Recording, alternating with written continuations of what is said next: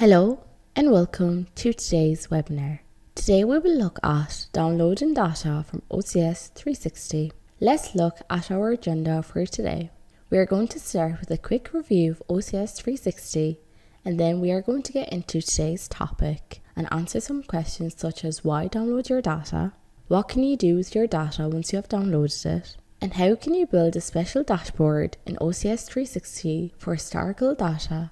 And there will be demonstrations throughout, and we will finish with a Q&A session. Here is a quick review of OCS360 Cloud Service. It is a new cloud service from Horner, making it as easy as possible to push data from a PLC-like device, in this case the Horner OCS, to the cloud using a special version of MQTT that is built into the Prime and the Canvas controllers and require no extra licensing. With OCS360, you get data recorded up to 5 years, dashboarding and alarm annunciation and notifications. And now for today's topic, why download data from OCS360? You might have irregularity reasons for downloading a copy of your data. You might need to do some customer reports. They might want to have proof of your production process while you are manufacturing their components. For instance, you may need it for quality control programs, for productions, control reports and planning. Now, what can you do with the data once you have downloaded it?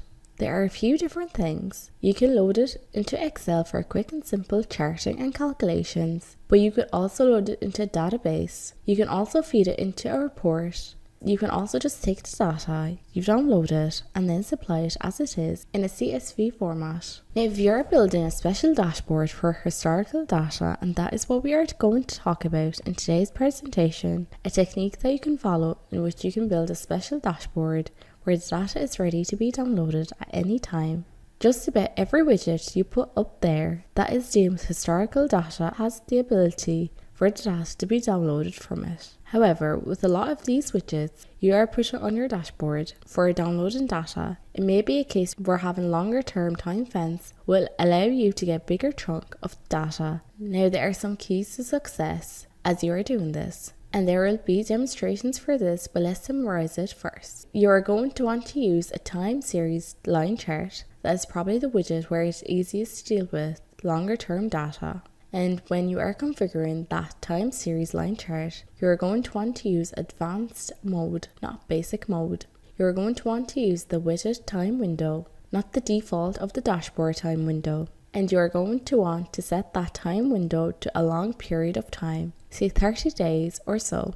And then from the widget card control or tab, you are going to want to make sure as you scroll all the way down that enable widget data export has been enabled. So those are the kind of keys to success as you set up that special dashboard to make sure you have long-term range of historical data that you can download with a single click. For our demonstration, we are going to start by being OCS360. So before we actually start building the special dashboard for historical data for downloading purposes, let's just reinforce the fact that you can download data from any widget where it has been set up to be downloaded from. So let's go here to our existing dashboard, which is process history, and take a look at this time series line chart that we created back during the dashboard series. As you can see here, we have got our pressure variable, and we have got our temperature and our temperature set point, and we have been gathering data for quite a while now.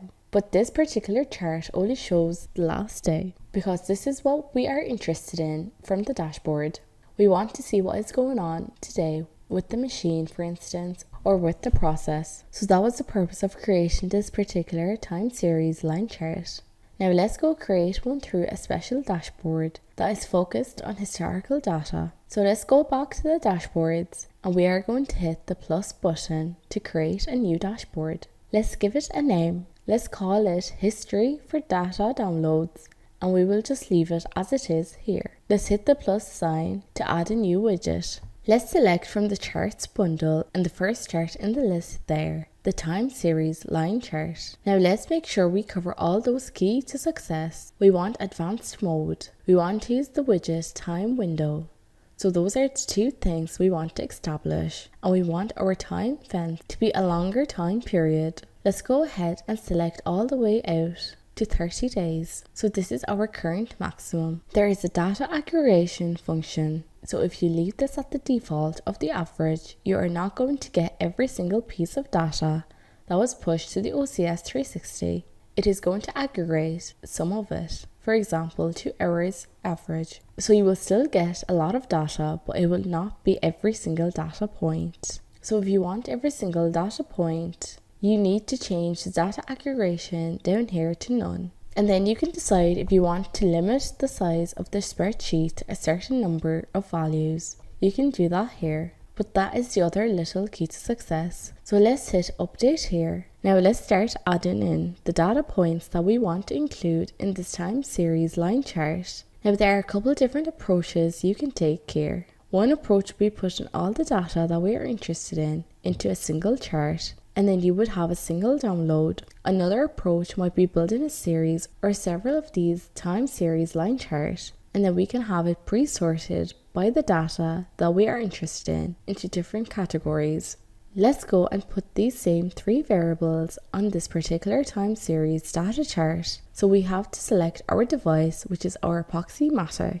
This is the OCS that is pushing data, and there could be several. Let's go ahead and get rid of the default data key, and let's select temperature, and let's get the temperature set point, and let's get the pressure. So we have added this to the chart. Now let's go to our widget card. Let's change the title. Let's call this historical process data. And the key function here is, this is where we want to scroll down on the widget card and make sure that we have enabled widget data export. That way we will have a single button we can press to make that happen. Now we will hit add, and it is bringing in this data, and as you can see here, there is a lot of data packed into this chart. Let's go ahead and hit save. That is when we get our export widget data button to appear, and that is going to give us the opportunity to press that anytime we want to download all the data for the last 30 days.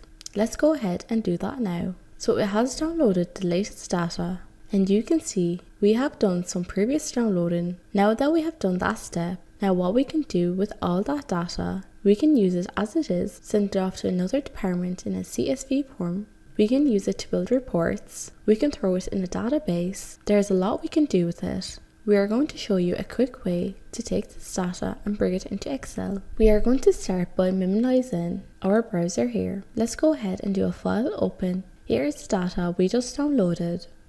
We will hit the open button here, and let's drag the data over. So here's our data. So let's spread out these columns so we can read them easily. You can see here is the data going all the way back to the middle of February. That is as far as we could go and stay within our 25,000 cells. Now if we want to have more than that, based on the number of entries, we could raise the number of entries in our setting for that particular time series chart above 25,000 to get all the data there. We could also do some aggregation of the data, so we could have it do some averaging. We have got 2 or 3 weeks worth of data here, and we wanted to quickly chart it. Let's go ahead and chart some of the data for a quick demonstration purposes. We are highlighting the data that we are interested in, and then we are going to go to insert. We are going to insert a chart. Let's make it a line chart. By default, it puts us in a window here. Let's change this into something more effective, possibly something like a sheet, so it's much larger. And now we have got our data for that time period that we highlighted with our 3 different pieces of data. That has a quick demonstration on what you can do with data. One example of what you could do with the data, and that is to bring it into Excel and explore all the ways you could use this data. You could also use this for creating reports. That concludes our webinar for today. Thank you so much for listening, and the Q&A session will begin shortly.